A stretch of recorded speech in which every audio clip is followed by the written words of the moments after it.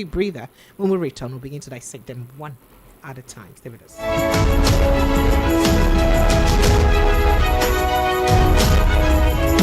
All right, welcome back. So let's begin with the issue of a new identity. As the National Identity Management Commission has announced that Nigerians will need to pay for the new multi-purpose national identity card, citing limited government revenue as the primary reason for decision. In case you don't understand, make a break, and that my work is to be breaking it down. They say the new identity card where government won't give on us, saying a multi-purpose if you use for everything. Say, but you go pay for them because of say, hey, government not get money again to do ID card for now for free, so you get to pay for them. So, speaking during a 2-day roundtable for journalists in Lagos, Dr. Peter Iwegbo, a head of card management services at NIMC, said the payment is to ensure that the card is produced by only those who need it. Produced for only those who need it. So when you pay for it, we'll only give you. So if you know if you pay, then be say you no need them. So that will not come begin produce card for people who don't need them. Like would they produce voters card for people who don't need them, they will come they use them do anyhow. So he explained that this approach aims to avoid repeating past mistakes where physical cards issued for free, but many were left uncollected. Now, let me just leave it as it is. Well, did I say my name is Precious earlier? My name is Precious. This show is produced by Promise Amy. Today is Friday, and I got me my two gentlemen of the press of Friday. I've got Mr. Ekene Obi in the house. Mr. Ekene, thank you so much for joining me. Good evening and welcome, Mr. Ekene. Good evening. Good evening. And good evening to Lagos. Thank you. And Prince Francis Chilaka is here. Prince Francis, thank you so much for joining us.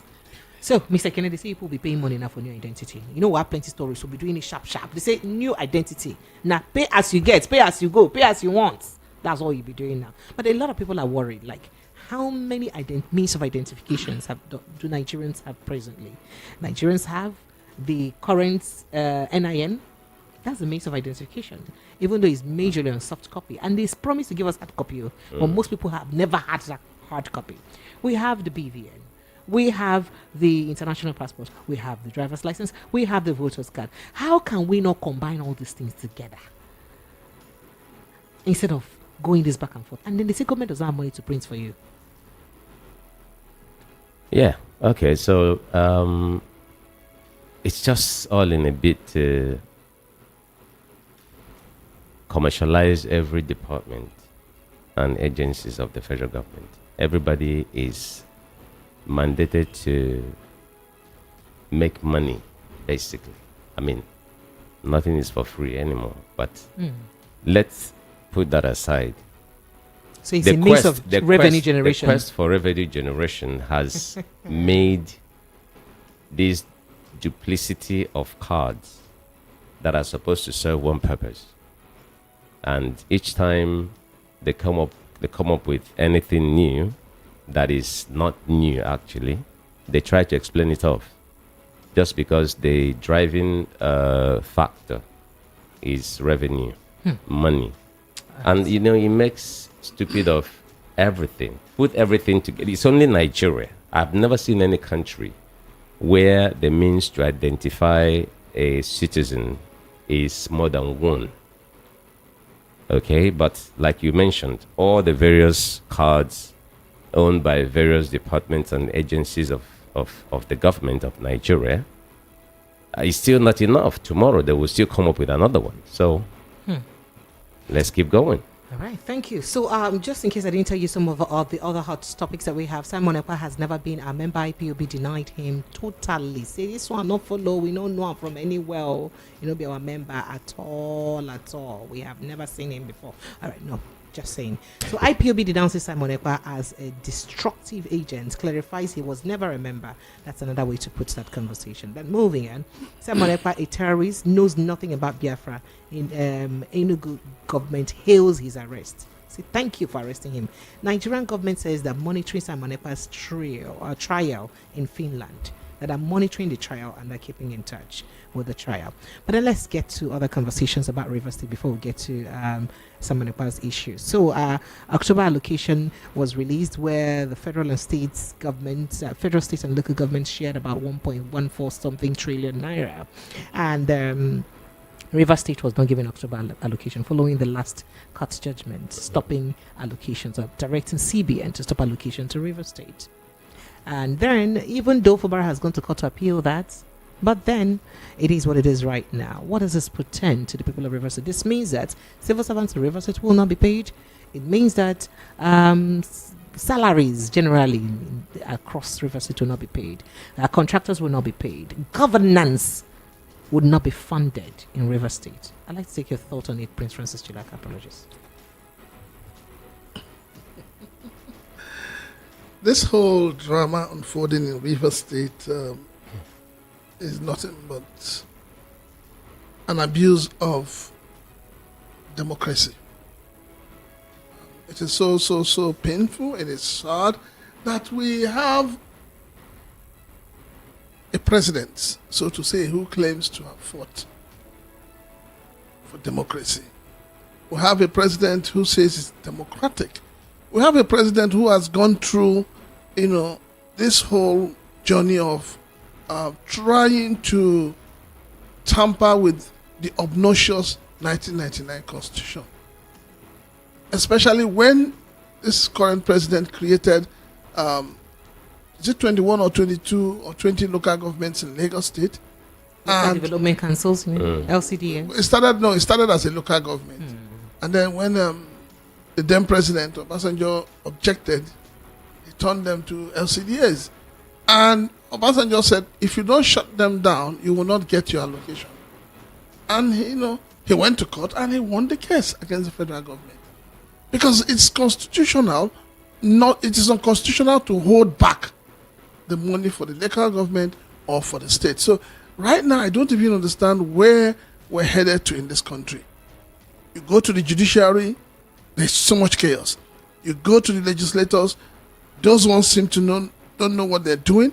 You go to the executive, things are turned upside down. Nigeria is just sitting on a keg of gunpowder waiting to explode. And I hope and I pray that this whole shenanigans that is going on, starting from River State, does not snowball into something else. Because this is the right time for your chief CGN, what's her name again? This is Kekeredu. This is the time for her to step in and ensure that dignity, that transparency, that accountability she talked about when she was at the Senate being sworn in. This is the time that the test has come for her to prove her onions. All right, so Prince Ekenobi, counter court judgments on the, appeal court overturning the judgment on the local government or the validity of the local government election, plus, some internal tussle again in the River State APC. This is an unending drama. But where does this leave the people of the state? It leaves them at a level where everyone will have to lose. I said it before that this whole drama going on, it's almost intractable drama. It's all the people of River State are gonna lose. Adding to what Prince Chilak has said, looking at that other case, you see that I knew that it would get to this level where a former House of State Assembly members having to pass a budget which didn't quite form a quorum in the House, supposed to be 2/3 if everything had gone well. Martin Amawule that also went to court to say, come back and represent the budget for us to look into it before you can pass it. And then the governor did not quite listen to him. He told him the ship had sailed already. He can't come back. And then that is the reason why this is happening, this court stopping the allocation that is meant for the state. If you look at it with judicial eye, specs, then you find that, it may have some meaning, but at the end of the day, okay, the governor did not agree, this person goes to court, and at the end of the day, it's the River State people that are losing. Having said that, we go into the one you just asked about, the local government election that happened, and then the court. The validity of exactly. it. I mean, I looked at it that, look, the High Court judgment prior to the election date was not meant to be. I think it was, for me, abuse of judicial process, right? Because the law that established River State Independent Electoral Commission made it so clear what to be used in an election. But for the court to give that judgment, it wasn't meant to be. And they went ahead to carry out the election. So for that to be more like overturned is expected. Okay, maybe they should take it to the appellate court and then let's see what happens. No, but talking about River State budgets, I think, even though I know both of us are not lawyers, but when you say, what's the 2/3 of 5? No, 5 doesn't. It doesn't form a quorum. No. Let us put things in perspective. Don't forget. Don't forget that the Constitution says that the moment you decamp from the party that gives you victory, you lose that seat. Good. See, nobody has put that into practice. It's not today. See, they're following patterns. When you see patterns that happen in other states, okay, many people that have decamped, right, even whilst they are still serving, they haven't had issues. It's because there is a clear fight here. Well, you know, and you cannot. You remember Obaseki in Edo State? You remember what happened to him? I mean, at the point in time, he was running the state, I think, with about 7 or so. Yes, he was. What happened to the state of House of Assembly? What happened? Those ones, I think they also had a different case. Yes, but whatever the case is, if we're saying that he has, but those guys only declared. They said they have declared. They haven't really moved. Who? It was a declaration that they made to say, "Oh, your mandate will stand."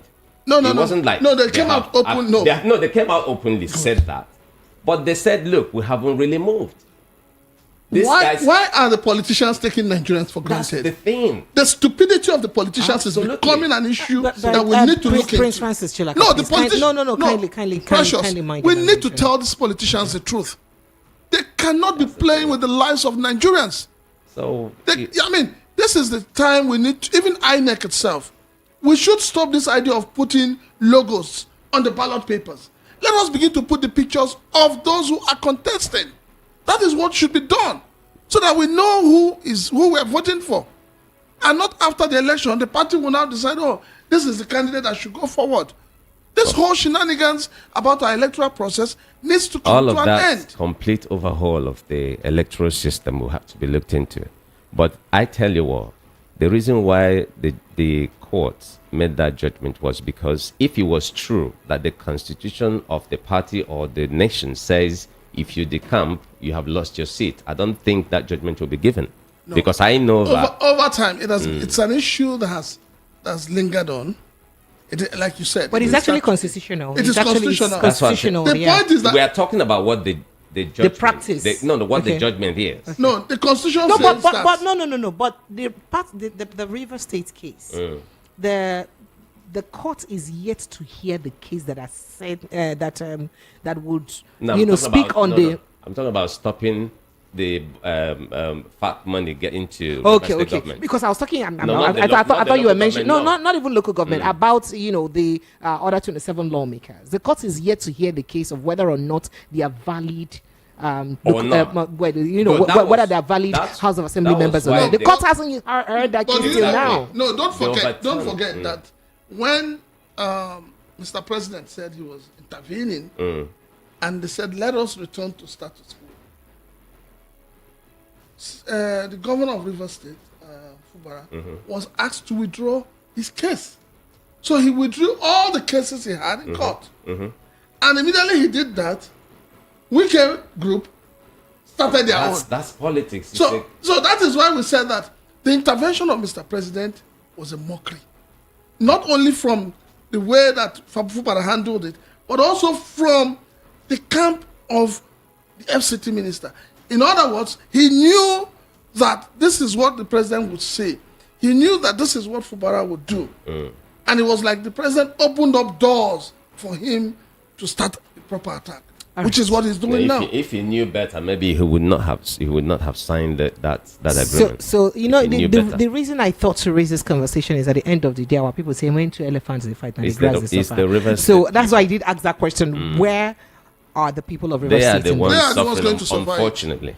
Yes. Unfortunately. It's unfortunate. But I think on the other hand, if the governor is smart, it's also another avenue for him to begin to look for other means of raising revenue. Revenue how? He has to. But River State How? is how? River State has the next highest IGR after Let me say this. If I am the governor of River State Now, now, the level you're being squeezed. let me tell you the truth. Every oil company in River State, that whether their headquarters is in River State or outside River State, they will pay tax. Like they have not been paying. No. before?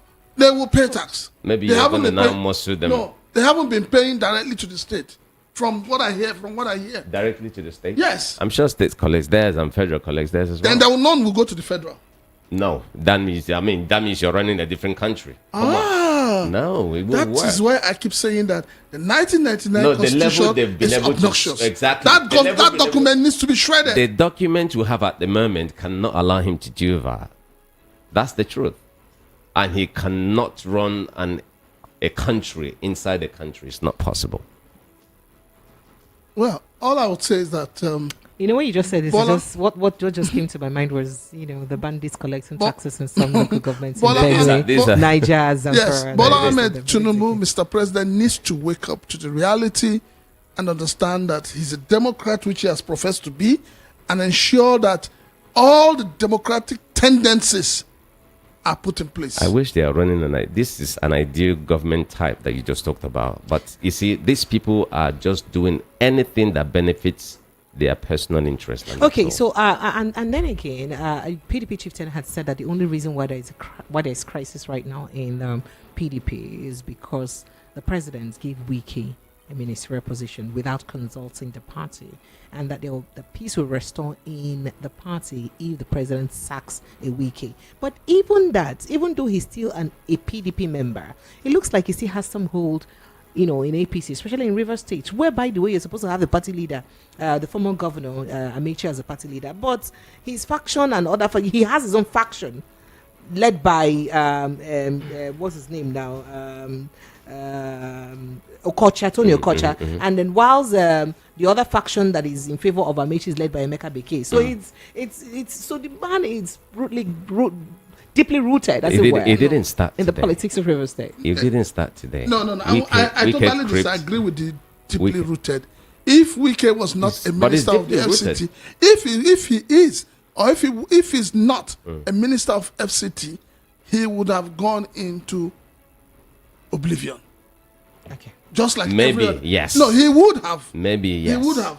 So the power he's But exhibiting is the power coming from the Now presidency. Now he's what he is. We can't just rule that out. We look at Wike based on what he is now. All right. And it was very strategic. He knew what he was doing. All of that time of forming 5 governors.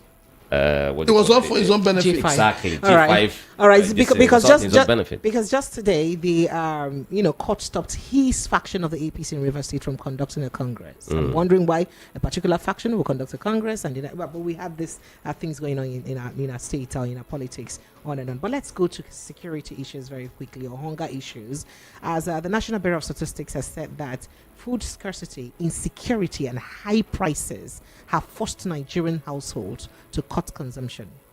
So, to this end, the body said 65% of families and other residents are unable to afford healthy meals over lack of money. Did you hear it? 65%. That is, if you share your population into 2, one part, first of all, no fit afford healthy meal. Then the other 2 parts, you share them, you can't share them into 3. One part, no fit still afford healthy meal. What does this mean? This is just the morning. God forbid. We haven't even started. God forbid. I'm telling you. And you just said that with a wicked voice. Like a billion voice. We haven't started. This is just the morning. You see, it's always good for you to understand your problem and then get to just embrace your problem, because what is happening now, right? Prayer, wishes can't even help anyone who tries to do that. So you need to face reality, because that's why I used to tell people, I said, look, everybody should be politically aware. Even if you're not a partisan politician, have political knowledge, because politics is everything there is. It controls our lives. Because right? it makes or mar you. Exactly. If you vote in the wrong person. Exactly. Okay. So when unfortunately we have representative democracy where you put somebody in to go and represent you, and then you put in somebody there, you don't know who he or she is, and they go there to represent their pocket, and then you don't know anything whatsoever. But this is not about representation of pockets. It's about economic policies. Economic policies that the president said is very necessary now. Who and who? Because of the bad things that's been happening before. Because of the rots in the from the past administrations. Even the current policies did not quite help. It worsened and it exacerbated the matter. But do you think he hasn't dealt with the rots? That's exactly what. That's he even worsened the rot. Yeah. Exactly. Oh, wow. Okay. So when you talk about, look at the vested interest in politics, those who are running it, how much they are making. Look, I don't want to talk about it because, you see, it's almost like we went to school here, but we don't know how to apply the knowledge. When it comes to, if you get the most brilliant person now to go into the Nigerian government as it is constituted, right, you find that the person will be almost a negation.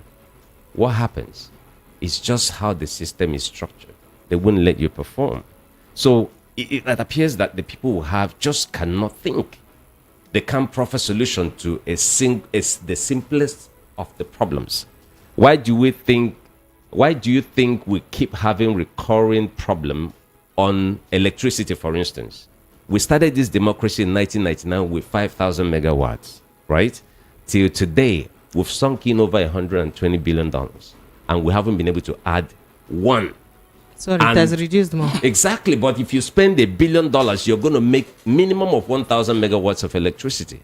So if we had spent about $120 billion, right, it then means that we're supposed to have gotten another 120,000 megawatts, add to the 5,000 we started with before. Okay. So what will it have been now? Okay. But we're still at less than 5,000 or 6,000, or even less than that. You're focusing on it's crazy. You're focusing on energy. We should be looking at the refineries. I mean, it's strategic. If you have energy production, we should be looking at the refineries. How much have we put into the refineries via NNPCL? How much? And what do we get for it? Nothing. We just get an agency that people are being paid large salaries, people go on trips, people, they just keep spending, nobody is giving account. When I saw that thing from the National Bureau of Statistics, I was shocked because I remember, was it last month when they said that the inflation rate had gained some momentum, and I was like, yeah, when they said, yeah, I remember. Did it gain? They said it had gained some momentum, and it wasn't as bad as people were. Because for the past 2 months concurrently, we've had we talked about inflation rate. So I'm wondering exactly. No, we talked about it here when they said that it has dropped. That is, I think from 30 something, it has dropped 2 steps or 3 steps. And I remember I said to you, where do they get their figures from? Now they're beginning to face reality. I guess the hunger, the starvation, the pain is beginning to affect the staff of NBS. So they have no choice than to begin to tell Nigerians the truth. All right, so let's get I'm straight. not done because that's the truth. We don't have time. We need to jump to other issues. That's the truth. See, oh my God. I was discussing something with Ekene just a few minutes back, and I said, the way things are going, I am scared. There are certain areas in Lagos now, when you're driving past, Precious, your heart will be in your hands. You just see this set of young boys, half drunk, half naked. They just hit your car and it's like, what do you have for us? Yeah, Things are getting that worse. It's coming scary. So Trust me. very soon, nobody will be driving around in Lagos in the night. Even during the daytime, when you're driving, you just be, edgy so that they don't come after you. It's scary. I was on Lekki Road the other day with a Lexus Jeep in traffic. Somebody just fell on my side mirror. In less than 2 seconds, he took my mirror. And Just follow. She was with me. Are you serious? Took my mirror and then crossed the road on the other side. That's I came out from the car and that was around 7:30. The guy at my back he took your mirror. I said, he don't take him. Say should go. The guy just waved me, say. So that shows you the state. Are you serious? I swear down. Precious. That shows I had you to the buy state. that mirror 70,000. That shows you the state So we're in. that's Lekki. the level. On Lekki. 7:30. In this our Lagos. Yes. 3 weeks ago. Oh my wow. The other day, a truck driver of ours said his truck broke down at Oshodi. The man got down, locked the truck, and ran away. Why? There were close to 100 boys. Close to 100 boys. If they meet, I'm there. Voila. He had run. And as he ran away, you know what they did? They couldn't remove the battery because that's the first thing they take. Because the battery was really chained to the truck.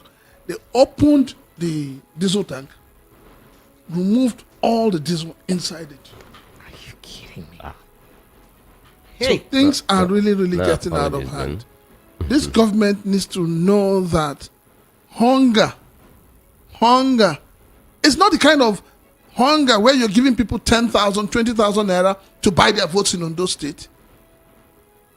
But it's getting out of hand where even 100,000 naira will not solve the problem. Okay, so we'll go up. Okay. Because one way that we can solve, perhaps, or help alleviate our pain or get things better is to ensure that farmers get back to their farm. And insecurity is one of the reasons why they can't. We just did hear now that no fewer than 3 persons have been killed in a renewed hostility between farmers and herders in Nasarawa and Toto local government area of that same state. So the commissioner of police in the state confirmed that. They call it farmer-herder clash, but some people say it's a deliberate attack on the other party. Absolutely. That's the truth. But yes. And then we still know that we also still have the Lakurawa's issue to deal with or to contend with. However, there's been some sort of reassurance as Senator representing Kebbi Central, Adamawa Aliero is his name. Remember, Kebbi State and Sokoto State are the 2 states where these Lukarawas guys have been tormenting. He has said that the Nigerian military has finally flushed terror group known as Lukarawa from Nigeria. In fact, to Niger Republic that they've gone. So this is good news. Do we also expect that the crisis or the oppression of farmers or crisis between herders and farmers or whatever it is that people call it, or the oppression of the herders would stop?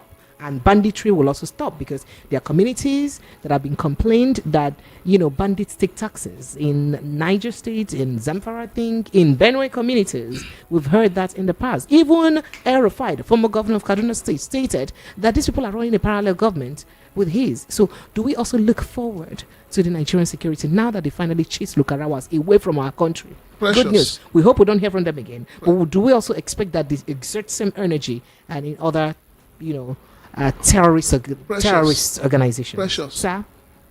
Looking at you and the way you are reading out that. I didn't read though. I was just yes. Whatever analyzing. it was you were doing, you definitely were not doing it with all confidence in you.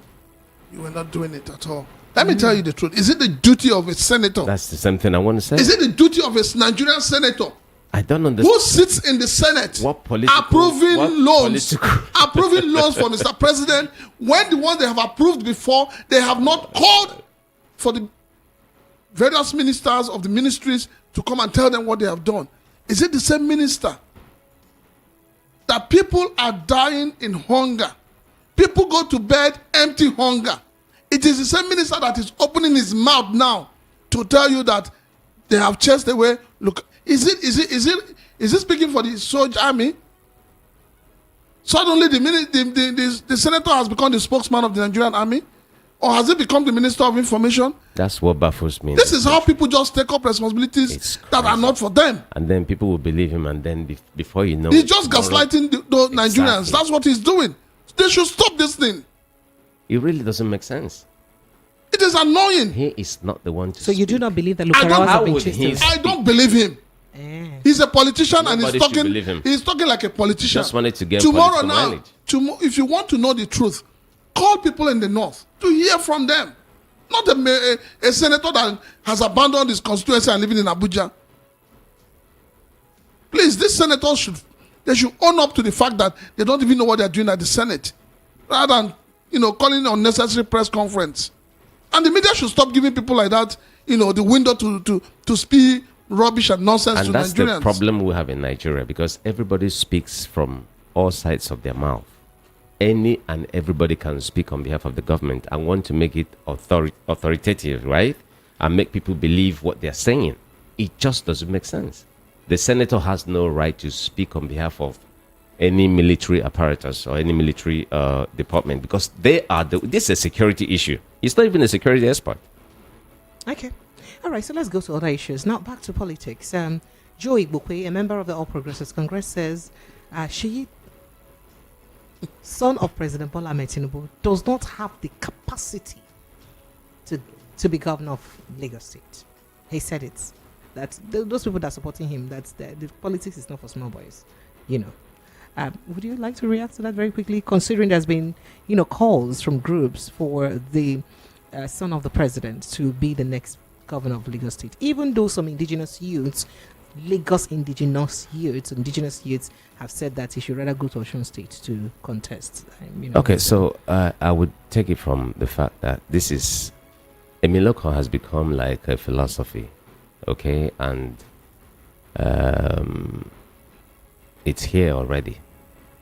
And this is let me start with Sheyi Tinubu. Sheyi is as an individual, young man, he has every right to want to contest if he wishes to. I wouldn't begrudge him. He has his credentials. I wouldn't begrudge him. He has the right. Whether the people will allow, that's another thing. But I can also tell you that this is, if I must be realistic, this is the best time for him to be the governor of Lagos State, if he wishes to, because his father is at the top now. All right? This is the best time for him to be. And I bet you, if he wants to be, nothing will stop him. In fact, they've already started acknowledging him as an excellency already. They call him Your Excellency, Your Excellency, Your Excellency. That's the way they refer him. So he might jolly well be in 2027 and nothing will happen. I'm being realistic now. Even when the Speaker of the House says that... I am being realistic. If his father is there, like he's going to be there, okay, this guy would be, if he wants to. Nothing will happen. Because the reason is simple. We do election, all right, we vote purportedly, but at the end of the day, you find that our votes don't make any sense. They can take it from the top if they want to. So if he wants to be, he will be, and nothing will stop him market. 2027, Sheyi might just be the governor of Lagos State. All right. I'm being realistic here. So would you wrap up on that quickly so we'll go to the jump? Why I'm laughing? No, please. I'm laughing not because there are people promoting Sheyi for governor, but I'm laughing because of the man that has joined in the league of people saying, yes, Joe Ibokwe. Joe Ibokwe is a diehard supporter of Emiloko. So I'm surprised, And then I'm asking, is this speaking as Joe Ibokwe of Lagos? Is this speaking as Joe Ibokwe of APC? Or is this speaking... He doesn't know where he belongs to. Yes, because we need to know. If people who are Lagosians are coming out, people have already come out to say that the Bola Tinubus are not Lagosians. They say you should go to... If Sheyi wants to be governor, he should go to Osun State. That's the new... news making the rounds. So if everybody from Lagos is saying he is not qualified to contest, I'm trying to find out how is it the business of Joe Ibokwe. Okay. All right, so let's move on to other issues. That is a question I don't have an answer to. Is it that he has It's lost? a rhetoric question. Is it that he has lost out from the Emilokan spirit, or that the spirit has left him? I don't know. We need to know, because this is where I keep saying that we don't have what we call real politicians in Nigeria. What we have are jobbers. Where Bele face. Okay. All right, so moving on to other issues. Now, Nigerian government has announced that it is closely monitoring legal proceedings involving Simon Ekpa, the self-styled Prime Minister of the Biafra Republic government in exile. The Biafra Republic government in exile. Biafra Republic government, but in exile. But the people you wrote, okay. I just want to understand the terms here. Following his arrest in Finland on suspicion of inciting terrorism and promoting violence. Forgive me, I was thinking out loud. Now, in a statement issued today, Friday, by the spokesperson for the Ministry of Foreign Affairs, Akimiebi Ebienfa, the Nigerian government expressed its commitment to tracking the progress of Ekpa's legal case. The government emphasized the significance of the proceedings in addressing the influence of the indigenous people of Biafra, IPOB, and transnational actors on Nigeria's national security.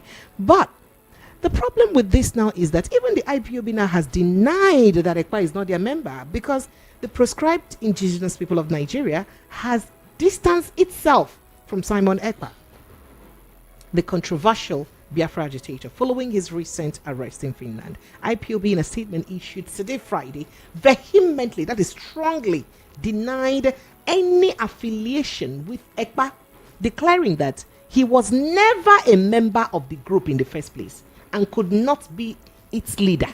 Say he not be their member before, and he not even be their leader. Okay, so which do we believe now? However, a certain woman who is, I don't know, says she is the chief of staff for the Biafran Republic, the Biafran people in exile, had a statement yesterday. Released the video footage where she addressed her people. She had quite a lot of things to say. I'm sorry if what I'm about, the voice that I'm about to play may insult your sensibility or sensitivity, as it were, but please kindly bear with us, because it is for the purpose of educating us on, the conversation at hand, so that we understand exactly what is going on. Please kindly take a listen. I want to tell everybody listening here today. Okay, so her name is Ngozi Orabweze. She says she's the chief of staff for the Biafra people in Biafra Republic, or Biafra people in exile, and she is a psychiatric nurse, I hear. Take a listen. Everybody listening here today, that the power that Nigerian government has, where they stop is where this government begins. I need them to know that our Excellency, His Excellency, the Prime Minister of Biafra Republic, Simon Ekpa, has already led a full structure for the restoration of Biafra. Nobody on earth will stop that. We are both at home and we are abroad. Biafra will be restored from diaspora. Our leader, Nnamdi Kanu, has led the structure by introducing His Excellency Simon Ekpa to be in charge of this ship where we are right now. And that ship is on course. Our leader Nnamdi Kanu, you all should remember, he is with the Nigerian DSS today because of what we are doing.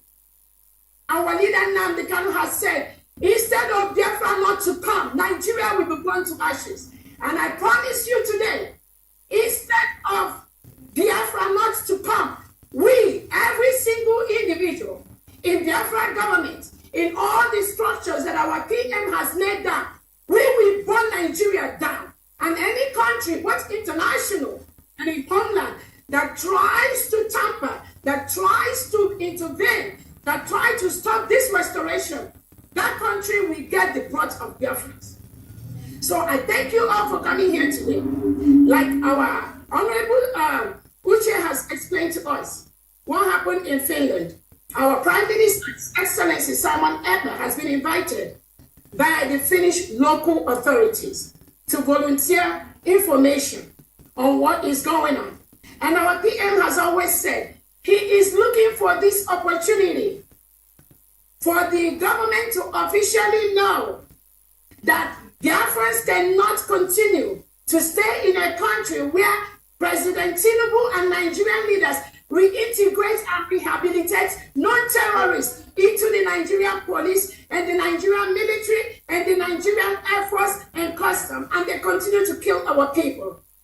Our Prime Minister has looked forward to this particular moment with few innocent Biafrans that were taken by the Finland authority. They were invited to come, according to them, they were involved in money, they were making donations, they were funding terrorism. All of you listening to me today, who is the biggest terrorist country we have in the world? Who is among the biggest terrorists?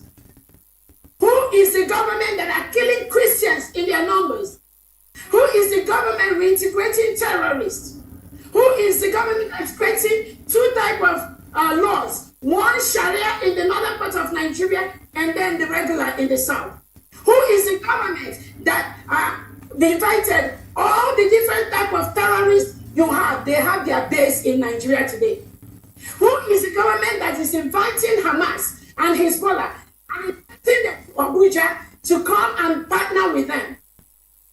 Who is the government when an election is conducted? Somebody will go behind the scene and switch the election. They will carry the election bus and they will steal it. Who is the government doing that? And now they are saying our PM is inciting. Let them know that Biafra is a nation. Our PM is defending Biafrans by the second. Our PM has noted that the way it is done before, where we Biafrans, we just sit, we watch. And these terrorists will come and kill us, kill our mothers, rape our women, kill our children, take away our boys and girls. That is what our Prime Minister Simon Ekpa has vowed to stop. And he has vowed with his life. All of us Biafrans in the British cabinet, the Council Online, the Biafran Liberation Forces, the Biafran Army, we have vowed with our life. We are going to continue this same call, this same place that our Prime Minister Simon Ekpa has. Nobody will stop that.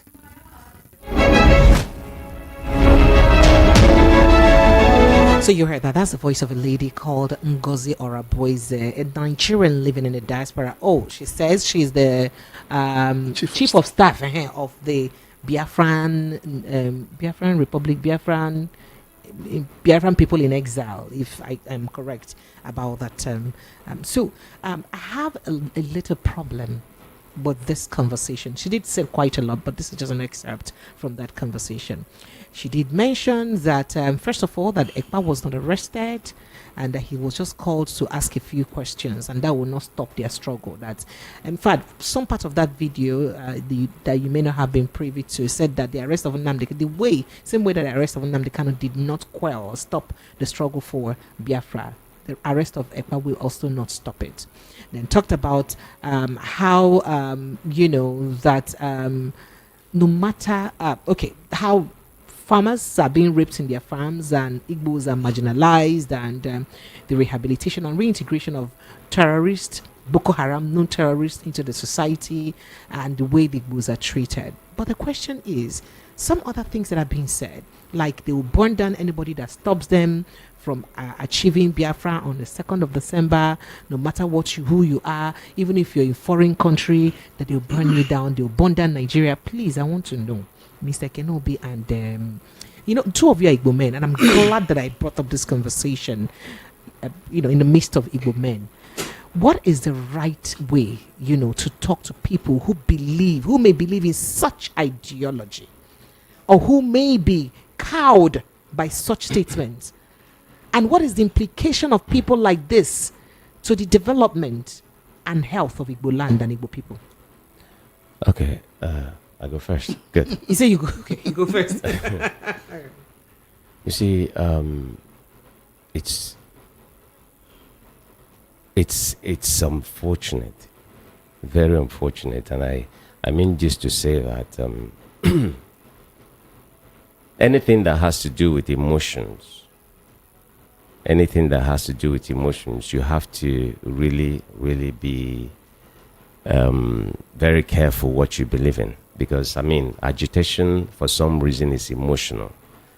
Politics is another, religion is another, anything that has to do with emotion. This one is purely so. So for this woman to say these things that she says, so which they are treasonable statements that she's made, tomorrow if she's arrested and repatriated back to the country, are we going to also cry marginalization? That's where I'm going. That is the reason. Apologies if I did insult your sensibility, as I've said earlier, for playing it. But it is important for the purpose of educating us. What Please. I know is that, okay, so it is clear that there is leadership gap in the Southeast. Let me start by mentioning what the problems are. There is pure leadership gap. The politicians who have at the moment, even in the past, haven't been able to provide pure leadership that would also have a clear direction on where and, present the Igbo agenda, pure and simple. The Igbo youths, have been looking for who is going to lead them. So that gap created a vacuum for anybody who might just come in rightly or wrongly. So if you come in with a very not too clear agenda or an agenda to either defraud the people, you would quietly do so. And Biafra, Ojukwu fought Biafra. Ojukwu had a clear direction of what he wanted to do. People followed him because he had an idea of where he was going to, and he made it so clear. And when Ojukwu was when the Biafran thing came up on board, people joined him because he gave them a clear direction. And then he fought it with his own money. All right? And he was a military man. So he had an exit plan. So are you saying that these people fighting now are not fighting with their own money? No. He had an exit plan. Oh, wow. All right? And then he started from point A, knew that he was going to end in point N or M. When he saw that, okay, I've gotten to a level where it's no longer clear, he moved. Because the ideology was still there.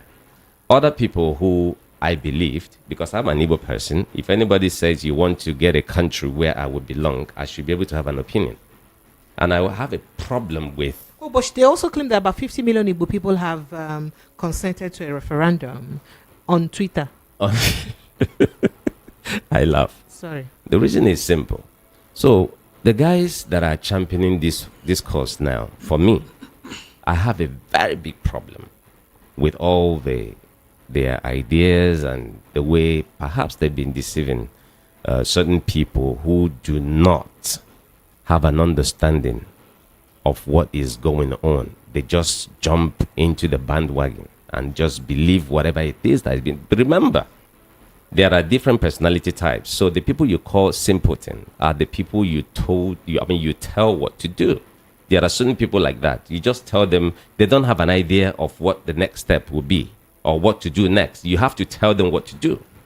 Unfortunately, majority of those who believe in this particular cause don't know why and how and the end point of the whole transaction.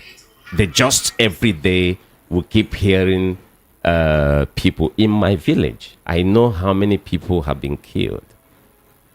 Men and women who believe in this cause, they just don't know why. But many have lost their lives. All right? Because, it's very simple.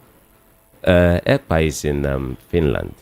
All right? And by the way, Nnamdi Kanu, from my own understanding, when Nnamdi Kanu was in charge of IPOB, Nnamdi Kanu didn't quite raise this level of violence. He was talking to them. They were charged up, but they were still very peaceful. When Nnamdi was incarcerated, Ekpa took over and had to raise the bar, started threatening and all of that. Then he's in Finland, and then the people who listens to him took up whatever it is and started to... The level of militancy, the level of militia, different groups, criminality that have invaded the East, and many are still... There are subgroups, again, that are still coming up. We don't even know their names. That you have a particular group called the unknown gunmen. Today, nobody still know them. The people. But why is it hard for security agencies to even identify them? I don't know what is going on. That's another problem. Today, I can't even go to my village That's the truth.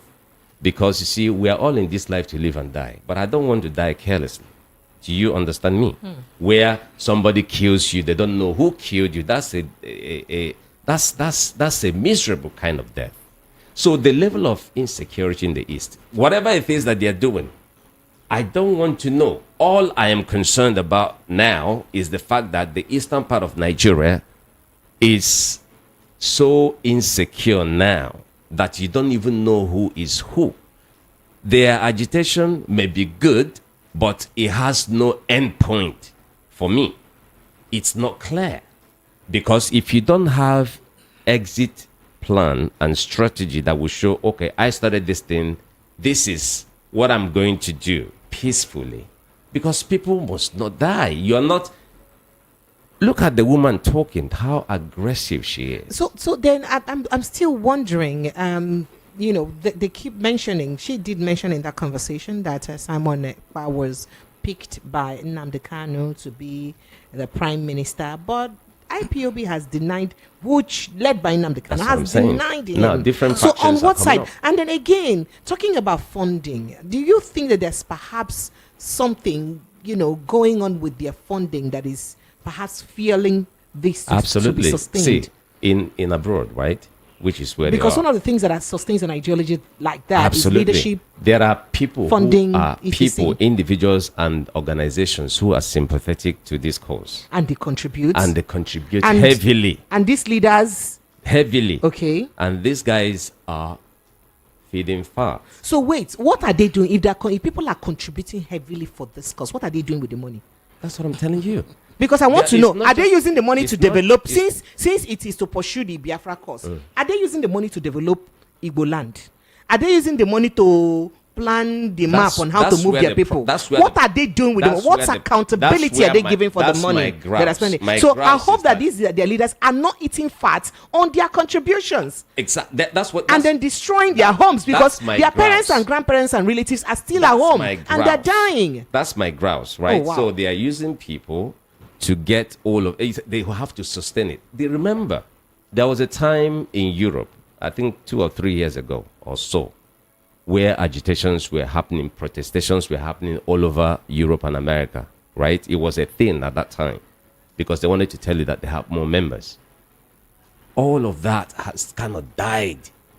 Do you understand? Listen, what my grouse is the level of insecurity, the businesses that have been destroyed, the people that have been killed, and it hasn't even stopped. So there is no aim, there is no organized way of telling the people this is what we're doing and this is what we're going to end this thing. So it's almost going to be, it's intractable, it's a conundrum. You can't even know when this thing will stop. It will just, if you allow it like this, it will continue. All right. The way this, look at sit at home on Mondays. Exactly. Jesus Christ. If you And come whose out- business is suffering? I don't know. Whose economy is suffering? They are killing The other day, people. Ekpa will say, And- "Oh, and the then- Nigerian economy is." That's my Is it problem. Nigerian economy that is suffering, or the Why economy are of you your killing people? your people? Why are people dying?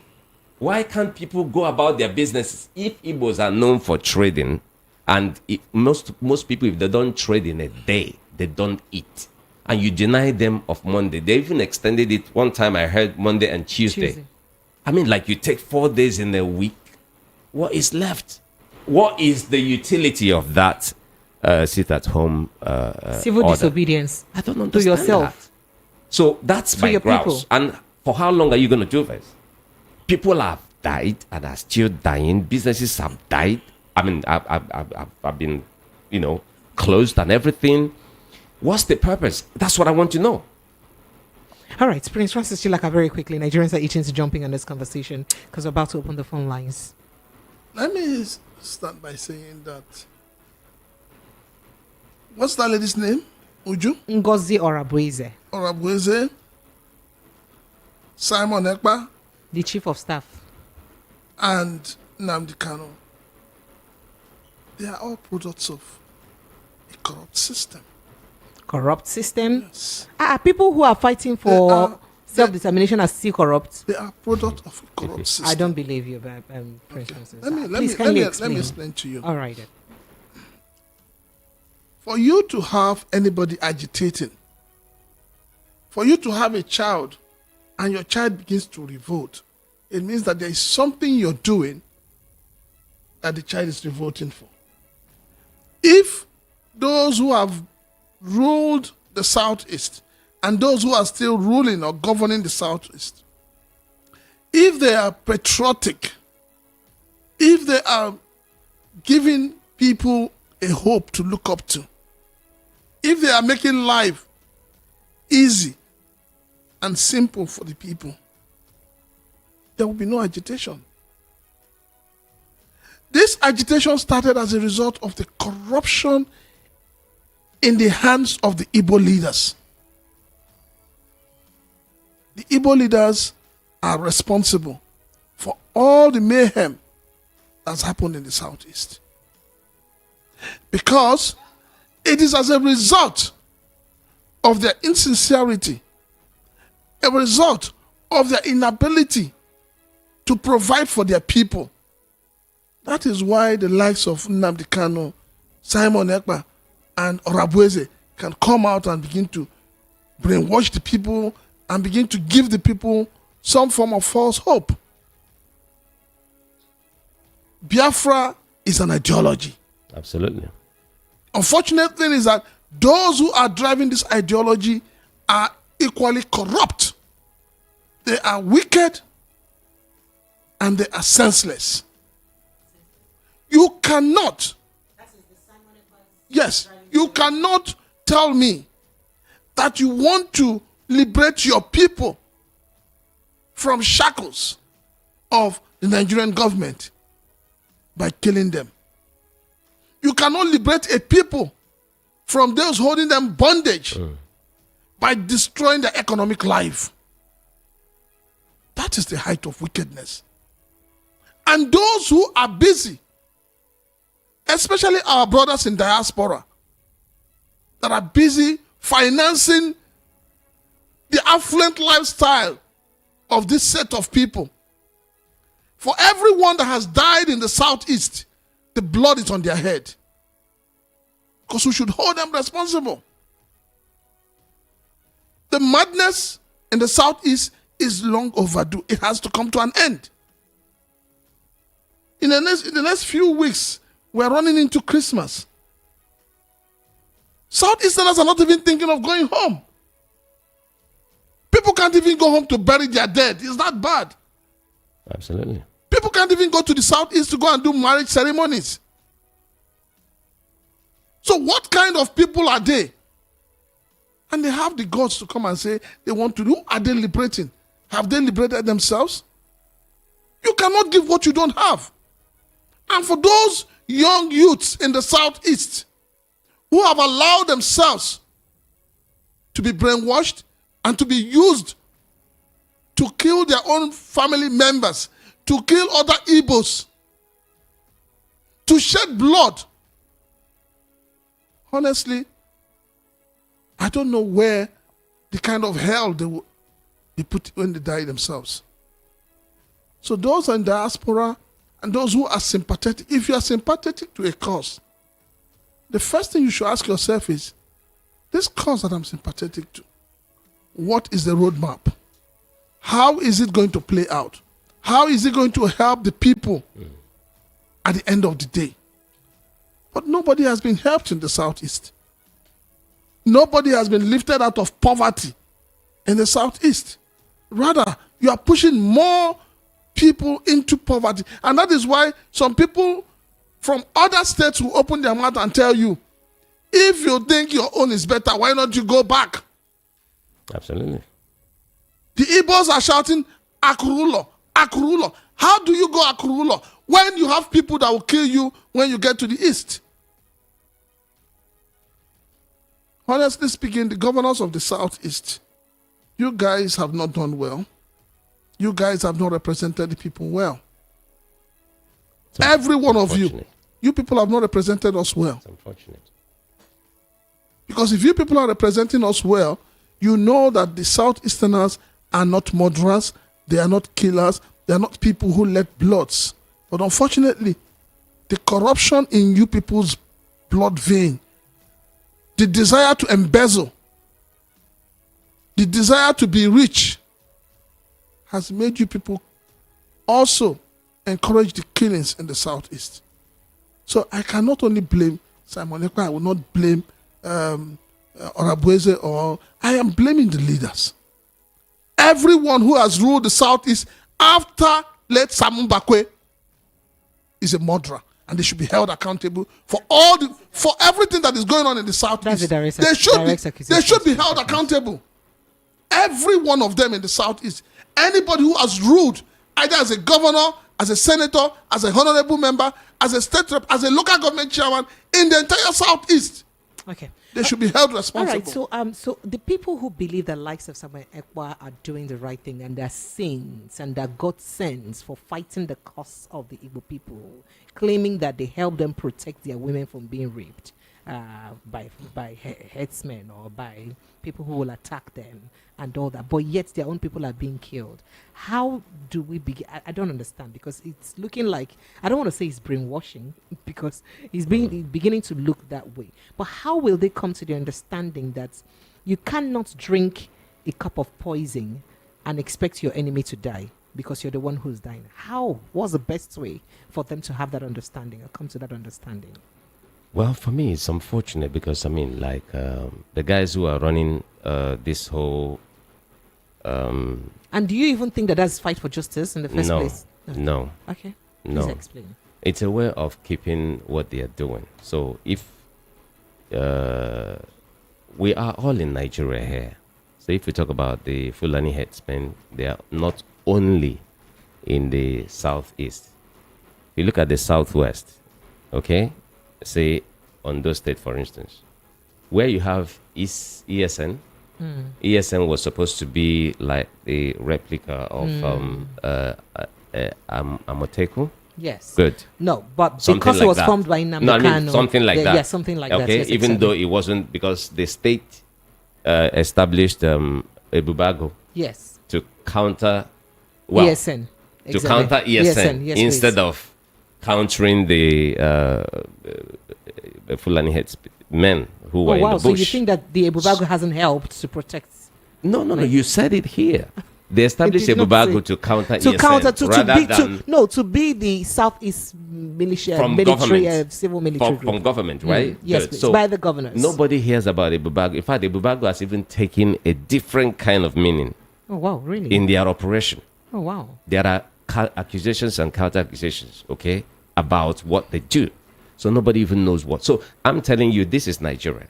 There is no side of Nigeria that is safe with regards to what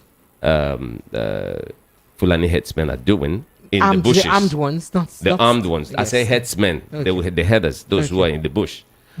So if you tell me that ESN has helped to mitigate the destructions that these people are causing, raping and destroying farms and all of that kind of stuff, right? That does not preclude you from the wrong things you're doing. The guys that have organized the stuff, let's say from Ekpa to his own people in their ranks, they know why they put that out as a thing for people to believe. It's a bit, I call it like a quasi attempt. It's not really what they're doing that others are not doing, without taking the kind of posturing that they have. Amoteku is doing more. But Simon Ekpa has consistently taken responsibility for those who have been killed because of the Taking enforcement. responsibility.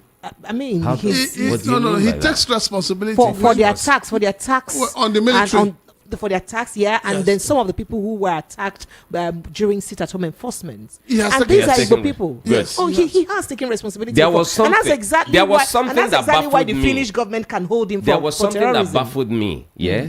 A few weeks ago, 3 weeks or 4 weeks ago, somebody made a video, went to his own village in Good. Ebonyi State. Is made he a from video. Ebonyi State? He's from Ebonyi State. Made a video in his own village on that day of sit at home on Monday. Every other places or low everywhere in Imo State, of course, from where the guy was coming from, all adhered to the sit at home order. The guy went to his village, the market, the people were moving about their businesses. Nothing ever happened there.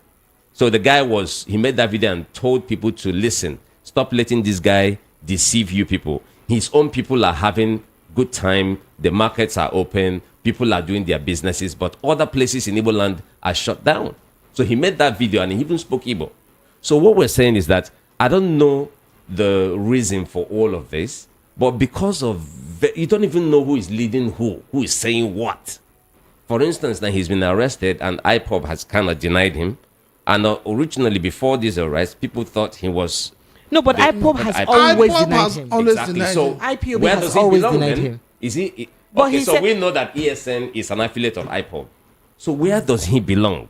He belongs to Biafra government In in exile. What's the name then of That's the Biafra name. government in exile? Yes. So who are the people he's controlling here? Because the majority of the people that are The here... people he's controlling here are his mugus. What's that? What are they called? Okay, so Prince Francis Chilaka, very quickly, considering the fact that we saw him tear his Nigerian passport sometime, if I can remember, and that means he may not have a valid Nigerian passport that was right when, now when because they he's a registered, Finnish. that was yes, when they registered IPOB as an entity in Europe. yes, because he's a Finnish citizen also. So that means the possibility of repatriating him back to Nigeria may be unlikely. No, right? no, no. Or could it be? But if you look at it, okay, by law, he entered Finland as a Nigerian. Okay. Good. So if you look at it like that, Okay, even tearing though the he's passport renounced does not his exactly. citizenship. No, I mean, I'm just saying. No, by the if- time you take up a new citizenship, You renounce the other. you are entitled to either retain or to renounce. And he has chosen to renounce Nigeria. Now, that is where... renouncing renouncing Nigeria. He didn't renounce Nigeria, I guess. Wait. No, we are all speculating Yes, here. but this is... I guess he didn't renounce Nigeria at the time he was collecting Finnish citizenship. No, but the point I is... said, this. I guess. Yes, but he the may point... have he tore the passport later after they registered IPOB as an entity in Europe. Good, but that is where the question is. That's why they still call him You Nigerian are- Finnish wait, citizen. You are not well, he claims not to be a Nigerian citizen. He claims that. Well, I'm coming. I'm going to show. Yeah. Till then. He claims not to be a Nigerian citizen. He's a Finnish citizen. Now the question is, let's assume that he was in America and is an American citizen, and then he's fighting for a Biafra republic in Africa. I'm trying to understand the relationship. Exactly. I'm trying to understand the relationship. If you say you are not part of this, why are you now interested in there? See? That's So the we thing. need to know. All right. And then coupled with the fact that this Biafra government in exile that has a prime minister, that has ministers, that have up to the point that they now have a chief of staff. Please, when are you people going to publish your account statements? How they spend their money. And make it public. We need to know how they make their money and how they spend their money. I am entitled to it because if they are talking of Biafra, they're talking of the entire Southeast. So we need to see the records of how they make the money and how they disperse the money. And how much development they have brought To the southeast. from abroad To the southeast. to the Southeast. people with the to- money that they with the- contributed. yes. For people Yes. to even see what Yes. they intend to, To do when they are If- giving the Biafra. exactly. Exactly. So what Oh are you talking about? wow! Oh wow! All right, Lagos phone lines are open. 0700-903-903-903. That's the number to call. 0700-903-903-903 and 0817-175-6338. 0817-175-6338. Let me start with my WhatsApp messages. Good evening, precious. What the woman said is pure truth. Go to all the roads and streets in Igbo land. You would see Mani's military and paramilitaries checking points, which you can't see anywhere in the world. What brought them there? What brought those military and paramilitary? What made them come there? Did they start since 7 years ago to be in the southeast? What made them? What took them to the southeast? Eh? Then he said, which the Igbo political class and some radio gusters. I like the insult too because it is shaking down, pressed together, and returned back to you. Have never moved to address only talking trading blames. When herdsmen killed our people on daily basis. Iwoha Kenechukwu sent in that message. Okay, let me go to more messages. Where are they now? All right, this here says the analysis of your guest in the issue of the case of Simon Ekpa for me totally out of the cause because I do not understand what Nnamdi Kanu is doing in that analysis. I listened to here Prince Chilaka who said these people, both Nnamdi, is senseless. make a point on how this agitation can be carried out successfully and peacefully, but he didn't. Okay. Now my question is, what makes your guest think the perpetrators of these killings in the southeast, both during the sit-at-home and instigated people by some bad eggs, who aim is to scatter and bring chaos in the agitation? But Simon took responsibility now for some of them. That is why they're holding him for terrorism. So many people, so many of us from the southeast. You don't understand. We hate the truth. We are blinded. We're hating the truth. This person that is writing is not being sincere. If I wake up tomorrow and I claim responsibility for bombing, would you need a soothsayer to point fingers towards me? So people should open their eyes. People should learn and begin to understand that we're in a jet age. We're in the 21st century. All right. It's not about what somebody tells you. It's about what you see practically happening. People get killed on Mondays. Not only outsiders, Igbos, Ndi Igbo, get killed on Mondays. All right. By who? And somebody sits in Finland and takes responsibility for the killing, and you're trying to defend that person. Okay. Then you're not an Igbo man. All right. Igbos are not murderers. These assassins do come and kill at will and leave without a trace. None of the eastern governors have put a face to these unknown gunmen, with all the heavy security personnel all over the place in the eastern region, and none of these culprits have been caught. Yet now we tell them that who are the unknown gunmen. Speaking of which, those whom Ugochinyere CCTV caught that destroyed his house, burnt his house and killed his uncle, and they noticed that they were in a uniform for apparel of the Nigerian security. Please, have they been brought to book? Could that not be the kind of complicity that these if you're asking me for that, I'll be asking you, where is Yaya Bello and where is Beta Edu? So does that not speak to the fact that people feel that perhaps it's not the IPOB that is intentionally causing the havoc, apart from Simon Ekpa taking responsibility for some of the attacks? You see, let us look at Israel and the Hezbollah.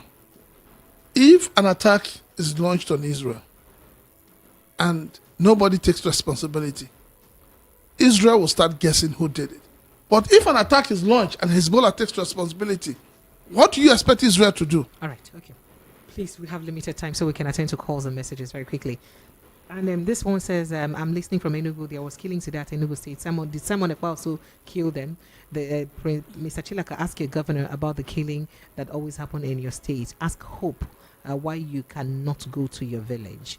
And all right. This here says, Precious, in case you people don't know, there's fire on the mountain right now in the country. The unbearable continuous exponential increase in prices of food items in particular is bringing the country to a halt. This is more a case of God forbid, as Precious will always rhetorically exclaim. The quantity of onion that was sold for 500 naira last week is now 1,000 naira this week. What percentage is that? Okay, but the MBS will give their academic government guided statistics that don't reflect the reality of Nigerians, because if we go by the reality, it looks like inflation has hit almost 400% or 300%, or maybe less or more.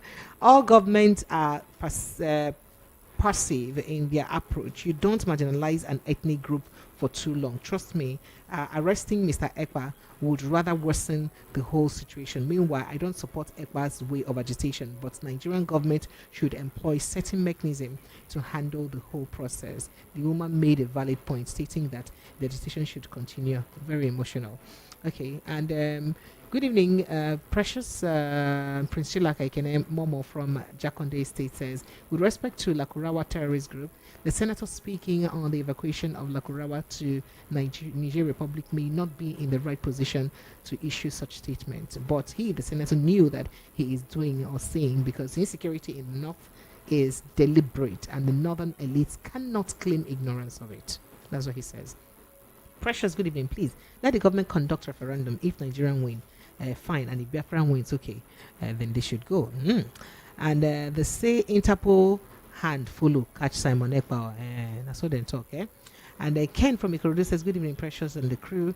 No matter how hard the government tries to deny the fact, the Nigerians are hungry. By arresting anyone that dare partake in a protest and arraign them for treasonable felony. Yesterday, the presence of a The presence of a pack of boys made a lorry driver abandon his truck and ran for his dear life. Who knows tomorrow? The 1 million boys will take the center stage. God, no good career.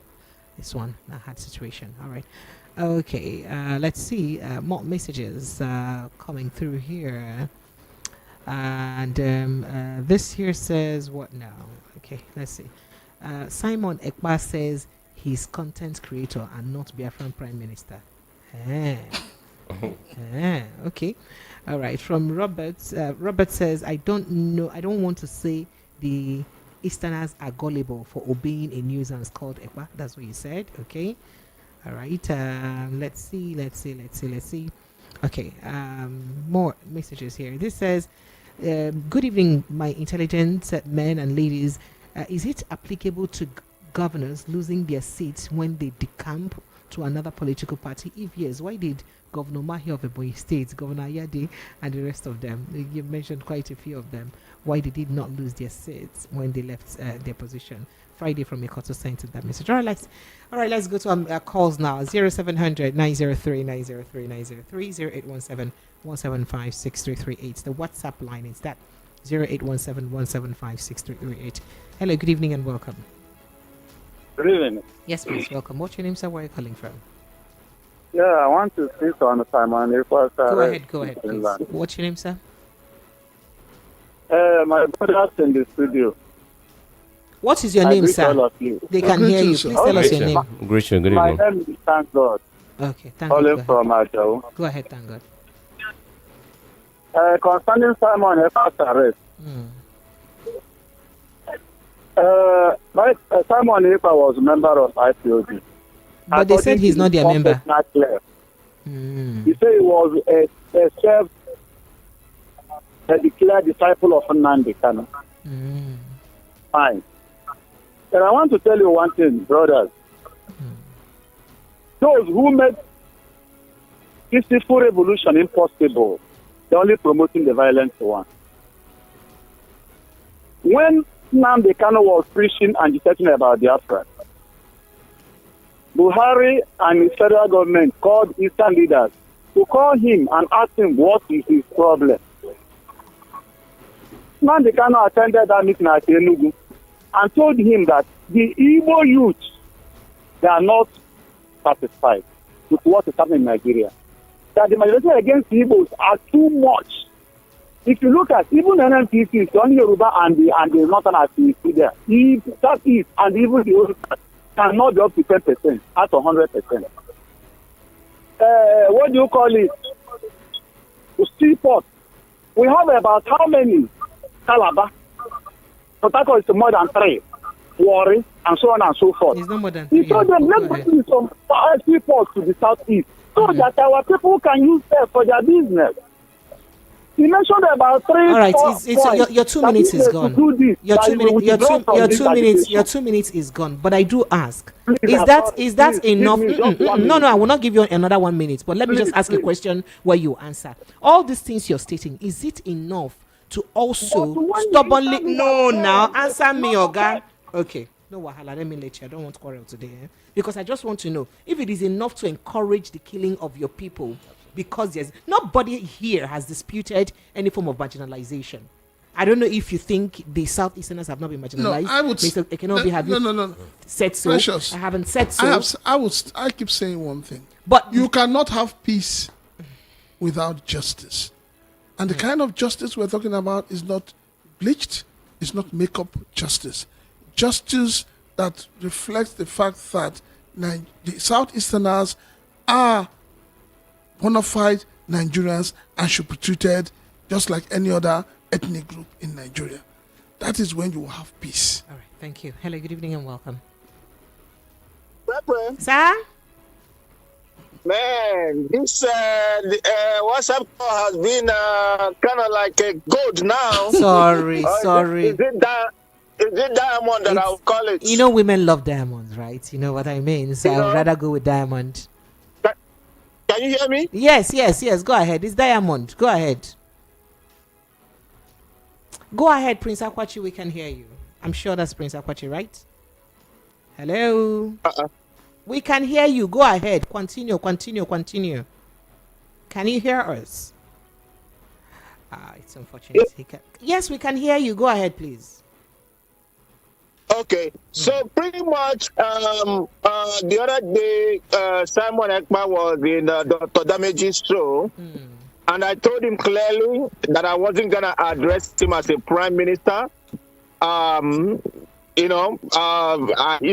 much as I don't want to belittle him, I told him he's a small boy. He's a young man that doesn't know what he's actually digging himself into.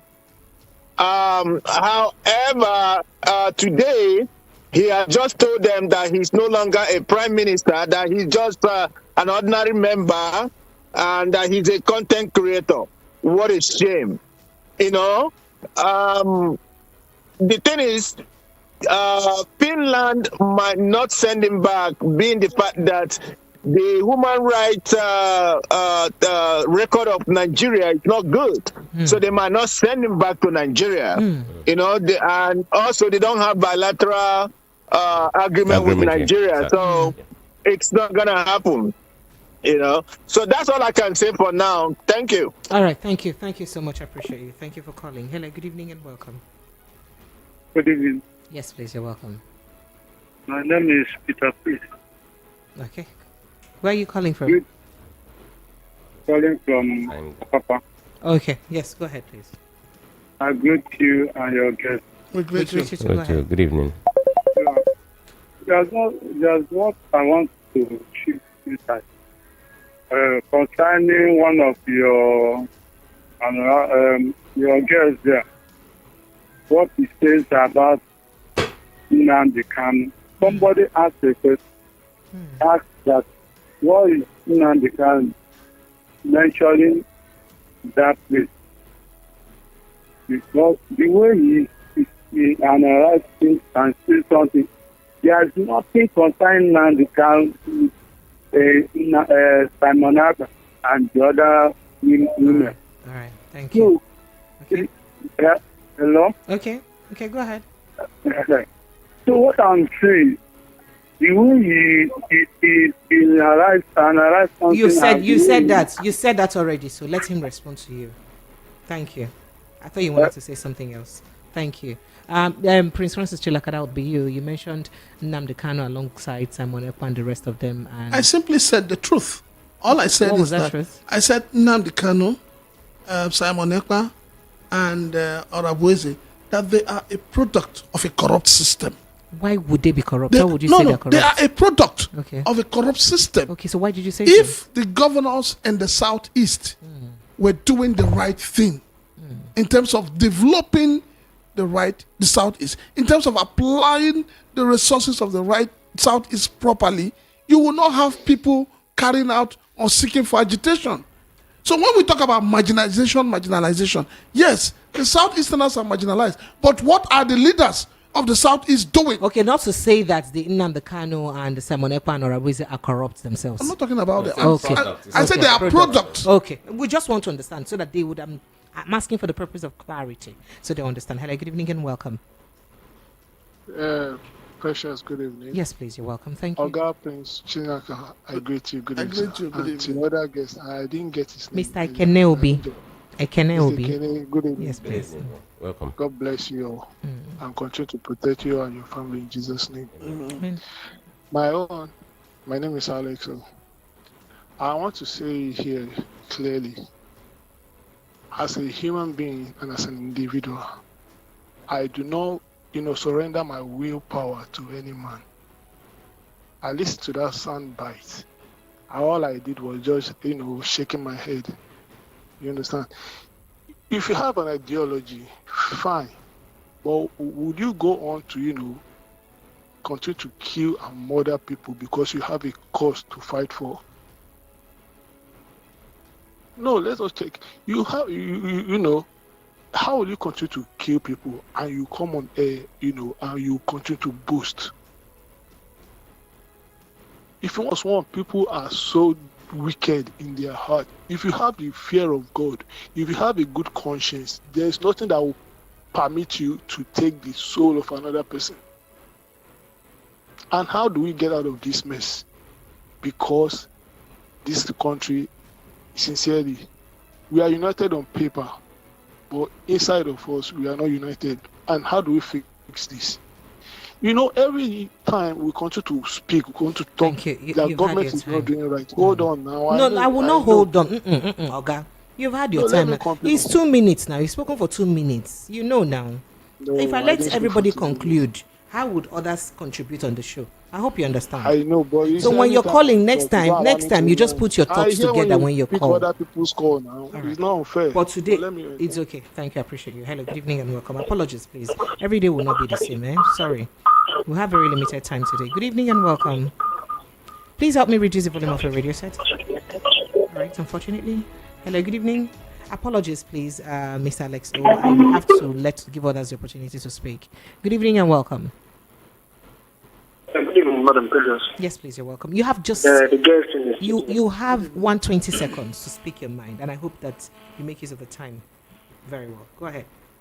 Okay. Concerning the ceremony, according to the news, nobody is supporting what that guy is doing. Few people are supporting what he's doing. To be honest, that no Igbo man that is supporting what he's doing. Because most of us don't know him, don't know where he's. But the question will always be, why is all this thing happening in the east, happening in the north, happening in the south, in Nigeria? That is government, that is they will not have peace. Why is that?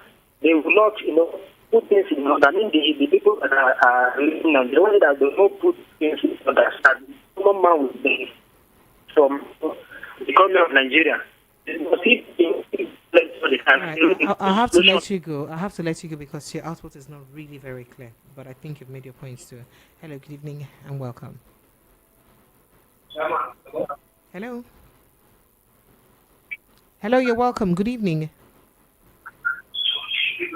Hello. All right. Unfortunately, you may not have known that was picture call. Good evening and welcome. All right. So I may go back to my messages, but the calls are coming in their numbers. Hello. Good evening and welcome. Hello. Good evening, Precious. Sir. Mr. Chikeze speaking from Ago. You're welcome, Chikeze. Go ahead, sir. I'm thanking my two brothers there. They have spoken well. Is the leaders of the Southeast, for the councillor to the whoever, they are the root cause of all these things. So nobody how will we be happy killing ourselves and we have representatives? How can we be happy? Say we are fighting for a nation and we have representatives, those who doesn't care. When he said these people, they are the product of this because of the governance in the Southeast, the leaders of, they are quite correct. There's no doubt about it. Anybody that is backing them on Ekpa or that lady or whoever, those people are the enemies of Southeasterners. They are our enemies. Whoever that is backing them, they are our enemies. And my brother, you people for speaking the truth. I know that people like it or they don't like it. Chikeze, I love what you people said, and that is the plain truth. Nothing but the truth. God bless you all. Thank you. Thank you. God bless you too. Hello. Good evening and welcome. Hello. Sir? Hello. Yeah, good evening. Yes, my name is Innocent. I'm calling from Amuodo. Well done. Mr. Innocent, you're well done. Too. I have someone else on hold on WhatsApp. See, I want to talk about this Simon Ekpa. For me, as a person, the man is doing the wrong thing. But without Simon Ekpa, all of us Igbo, I know Igbos, we are forgetting Nandekalo on the prison. Nobody will be talking about it because of that man. How this? See, people say talk to this Nigeria. Do you know that this is African leaders? That is not Europe. If you want to talk to Europe, when you agitate, they will listen to you. An Indian man, when he has problem, he use nail and he hit himself or enter fire. The government will listen to you. But here in Nigeria, nobody will listen to you. So what I'm trying to say is, let those who say bring this Simon Ekpa back to Nigeria, they are the enemy of Igbos. They want to start another problem. Let them leave that. If they want to jail him there, let them jail him there. They should not bring it to Nigeria. Immediately bring that man here and release Nandekalo. The same problem. We are still inside the same problem. And these people now is more dangerous than Nandekalo people. All right, thank you. So, and the Nigerians should know that they are much fighting. Oh, so you don't believe that even the same people in the first place with your explanation or your statement. And again, they are fighting more than Igbos. They are crying more than us. Why are they crying more than us? Thank you. I mean Nigerians. All right. Hello, good evening and welcome. Good evening, Precious. Yes, this is Cyril from UK. Oh, you're welcome, Cyril. The problem is not problem of Southeast or this. It's a national problem. Insecurity is a national problem. But whoever is at the helm of affairs should know that Nigeria needs to be one. They should unite people. That is the main problem, because if you talk about the Northwest, Northeast, Southeast, all over the place, there's problem because of this philosophy of Emilio Con. We should purge that nonsense out of our minds. That's just all I have to say. Thank you very much for a good program. Thank you so much, sir. Thank you so much. All right. Hello, good evening and welcome. Hello. No, now you cannot be doing this. Hello, good evening and welcome. Hello, good evening. Yes, you're welcome. Sir? Good evening to Priscilla and Mr. Okay. Good evening, you're welcome. My name is Mary. I'm calling from Preston. You're welcome, man. You're very quick. You see, this issue of Simon Ekpa, like somebody like Prince Tilaka said, the process of cross system of the Southeastern leaders. I don't show that line because it's a kind of leadership failure, even at the state level. Because somebody just said this is of insecurity. The government, the federal government is not doing what they are supposed to. It's just that the Southeast is just that maybe because of, let me say, hatred or generation, they are found ourselves in this situation. The point is that what is stopping the current government that Tribu said from leaving the council so that we can, that Simon Ekpa, whatever he can become a part, his story will become a pastor. Because these things are very clear. Leave this guy has no place to answer. And that we can have this in the Southeast. All right. Thank you. Thank you so much. I appreciate you. Hello, good evening. Yeah, good evening. Oh, yes, please. Welcome. Mazi, that's you, right? Yeah. From Germany. Mazi from Germany. You're welcome. Yeah. Go ahead, sir. Mazi, yeah. Please, I listened to what Ngozi Orabueze said. Forget about that lady. One thing, because as I do listen to VOP, it's the same way I listen to Radio Biafra, all the radio stations in Lagos. I know them. I'm a radio addict. That lady was expelled from IPOB when Nandekano was still on Radio Biafra, London. That lady was expelled from IPOB when Nandekano was still broadcasting. That Ngozi Orabueze. And secondly, Biafra government in exile. Nandekano also disassociated himself and IPOB from that people before Nandekano was adopted. Biafra government in exile has nothing to do with IPOB. Simeon Ekpa was never a member of IPOB. Let him say his zone where he coordinates or where he was a coordinator in Finland. Because the little I know about IPOB, if you are a member of IPOB, you have to have a zone, or you have to be a coordinator or a member. You have to name your coordinator or your zone before you are called a member of IPOB. So how come they claim that they are a member of IPOB and that Nnamdi Kanu is their leader? No. She's a liar. But you heard her say that. She said she's a liar because this lady, I knew when Nnamdi Kanu dismissed her from IPOB. What was her offense? But pardon? What was her offense? Yeah, because of she was Nnamdi Kanu dismissed her because of subordination. Nnamdi Kanu dismissed Ngozi Orabueze live on Radio Biafra. Thank you. You've had your time. Thank you so much. I made that, yes. So please, that she's not, and Simon Ekpa was never, and he's never an IPOB member. All right, thank you, sir. Hello, good evening, and welcome. Oh, wow, if this is true, then some revelation. Welcome. Good evening.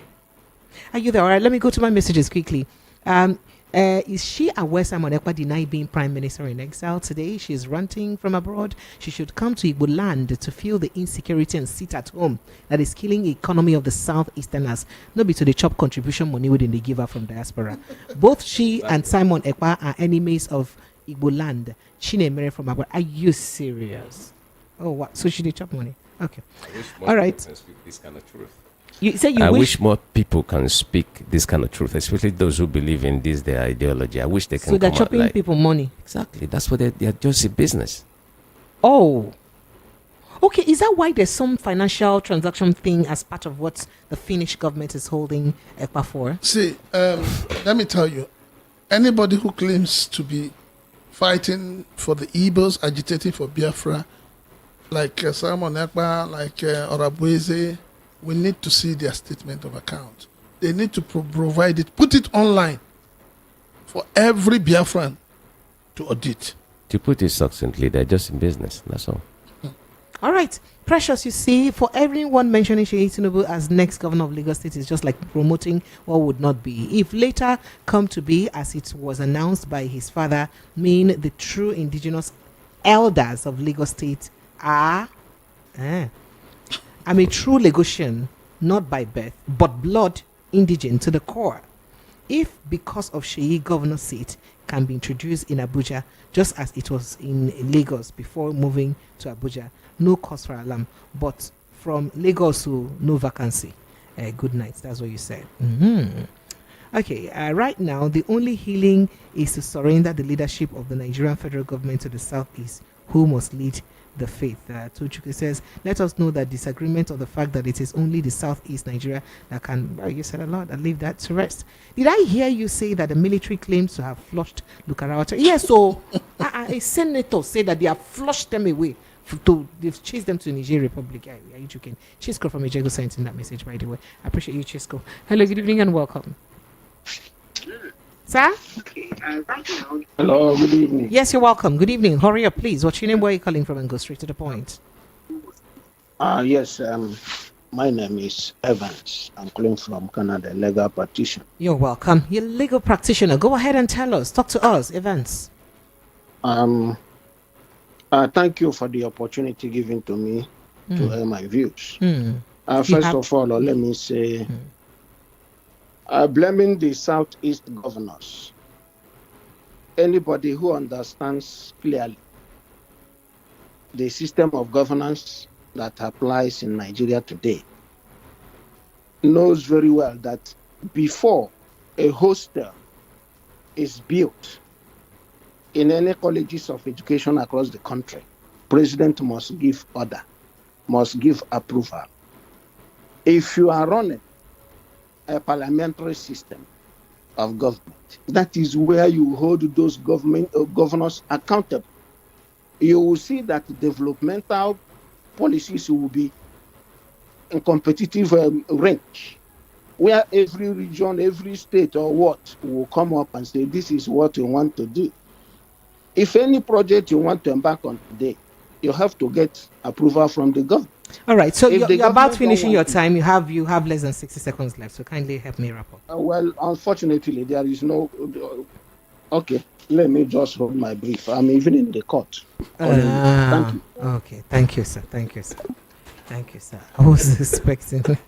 Okay. You know, one funny... So this says good evening, sir. There's one funny thing people keep saying. Oh, my God. When Jack Onde of Blessed Memory we don't have time. was busy developing Lagos, was there not a federal government in place? The governors of the Southeast need to think out of the box. Okay, sir. Please. All right. VOP, 6 million naira was paid to Bello Turji on Sunday. My brother lives in Zamfara State. Dawda sent in this, and I can confirm it. They paid him for what? To tell him thank you for being a bandit. It is an insult to Igbos, to some calling Simon Ekpa a prime minister of Biafra Republic. Wallahi, that's what someone has said. Amechi from Buffalo says, Precious, greeting all of us. Under GEJ in 2011, Iwala told us that, Ngozi Iwala told us that Japanese oil engineers gave the report that our refineries are obsolete, so they stopped investing money. on them. But since 2015, APC government have been budgeting huge money to it. What have we done? That's what you said. Hello, good evening and welcome. Good evening. Yeah, how are you doing? I'm fine. Ajova, go ahead, please. Go ahead. Thank you. My call now, first of all, let me greet the intelligent doing studio, my favorites. Good evening. Mr. Kene, I greet you, sir. Good evening. Welcome, bro. Hey. I greet you, two of you. That's Jova, right? I don't envy the two of you. I don't envy the two of you on this job you're doing. Prince Chilaka, if I were to be in that studio and Precious reads those headlines to me, honestly, I don't know if I can be contained. Let me quickly say that. First of all, let me say, Precious, we have seen people killed. I have seen people killed in Southeast. Igbos killed in Southeast with my own eyes. I've seen that. That's just to tell you that what those two gentlemen are saying in the studio is nothing but the truth. I know that some people may not like what they are saying, but we cannot continue to shy away from the truth. We need to get things right. Igbo land needs to return to the way it used to be before now. That is one thing I said I have to call and say this evening. So I pray that one day we realize that these two gentlemen are saying nothing but the truth, and Igbo land returns to the former glory it used to be known for, especially this period that everybody is preparing to go home. Marriages are not happening outside, and it has ever been our tradition. I pray that God save Igbo land and bless Igbo land. Amen. Greetings to the producer of this show. Promise, I greet you. Good night, gentlemen. Good night, bro. Good night. Okay. Well, as a matter of fact, it is what everybody wants. We want to have a state we can go to. Absolutely. We want to have a state where our grandfathers, great-grandfathers can sit under the moon and begin to tell stories to our children. You know, these are things we are losing. I want to go to the east and sit down and drink palm wine. With the way things are in the east, in the southeast, to be honest with you, I don't think those glorious days you're going to experience them again, because things have really gone so bad. And let me tell you, prayers and wishes cannot. No. I'm not saying that's what you said. Yeah, it requires very intentional. And I don't know who is going to carry out that, because at the moment people are very selfish. I don't know what they want. Okay, so now that you're the saying southeast, this, okay, all right. So because what you're saying, someone sent a message. One Mazi Okechuki says all agitation in Igbo land is fraud being perpetrated against Igbo. If you want to have additional local government area, for instance, in MBC, do you enter bushes or force MBC people to sit in their homes or start kidnapping them? That we should just ask ChatGPT or any chat box what it would take for Biafra to attain nationhood. There is no referendum in any African country constitution. So the only viable option is via the UN, whichever beyond Mazi Nnamdi Kanu's mental capacity. So that is to say that is it not better for people to start taking laws into their hands to get an agitation that they are, to pass the agitation, basically. Okay, so my worry is this. You see, this whole, for me, if you ask me to, the reason why other Nigerians, other people in the same Nigerian space, all right, other nations in Nigeria, usually look at the Igbos like, a certain kind of people is because then Nigeria is a project, right? Everybody is trying to map out strategies, ways of getting what they can. If you ask me, people who are agitating for Biafra, right, which is an ideology, like you said, I believe in that, then they are supposed to be pushing those who we have as representative in the Nigerian government project to get for us what belongs to us in the same Nigerian cake. In other words, push them to do our own bidding. But they are not doing that. And it's a problem. Because when you say you're agitating, you are starting from what point to what point? We need to know the end point of this whole game. It won't happen forever. That's my problem. It's almost like you're walking in a tunnel, there's no light. All right, so this here says your guests are not properly informed. Precious asks your guests if what Nnamdi Kanu is pursuing was wrong. How come he beats federal government house down in the law court? He also avoided the question you asked him concerning the security agents' involvement with the killings in the southeast. You see, this is whoever is writing that is a bit myopic about what is happening. Nnamdi Kanu did not beat the federal government. The argument has been that he was he was forced or he was kidnapped back into Nigeria. And that is where the federal government goofed. But if it is in terms of saying he has a case to answer, he has a case. But the case he has holds no water because Nnamdi Kanu was not found with any weapon. The only thing is that he was using Radio Biafra, in quotes, to incite people. That is just it. And that's a crime. And that is a crime. And that was sustained by court? Well, that is a crime. But in terms it's still ongoing. I mean, it's still ongoing. So you really but in terms of any other thing that he... he was never indicted for terrorism? No, I'm just asking. We're talking. No. So. Terrorism, yes. The word of terrorism, but in actual... incitement. Finding out whether he did it, there was nothing like that. Terrorism only comes with this guy that is being arrested now. Because he took it to the next level. Could it be because there is a direct relationship between his written and verbal words to the killing of people in the southeast? So that's why he may be directly linked to terrorism. Simon Ekpa, yes, exactly. Okay. Not only that. The fact that he comes on air to take credit. Exactly. Okay. All right. So this message here says Simon Ekpa is not a member of IPOB. Taking responsibility for the killing of people of the southeast is not enough. Igbos don't kill. Killers in the southeast are Asari Dokubo when you say taking responsibility, and Nigerian military. People's children, man. Husbands and wives, people are dying. But he said that the killers in the southeast are Asari Dokubo and Nigerian army, and they are so-called unknown gunmen ravaging the southeast. Why are you not always interested in discussing Asari Dokubo army and his atrocities? Why would any sensible person discuss Asari Dokubo with what is happening in the southeast? See, Precious, this is simple ABCD.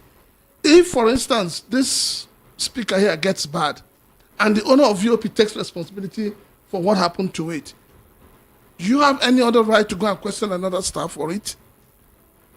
Simon Ekpa has consistently been taking credit publicly for the mayhem caused in the southeast. And he's just doing that to let Nigerian government know that he is very serious in what he's doing. So who else do you want us to hold responsible? All right.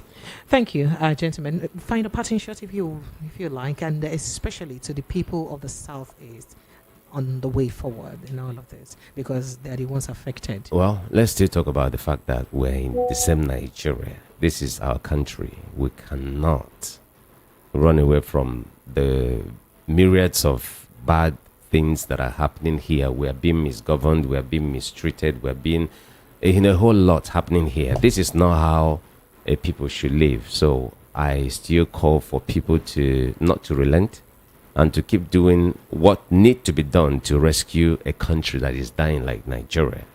Because things things are collapsing. Like in comatose. Okay. Things just like are the collapsing. bankrupts that the president said. If people follow the way things are going, everybody will lose hope. And I'm saying, look, still stand your ground. What you know, still know what you know, and do the right thing that is needed to be able to rescue this country. All right.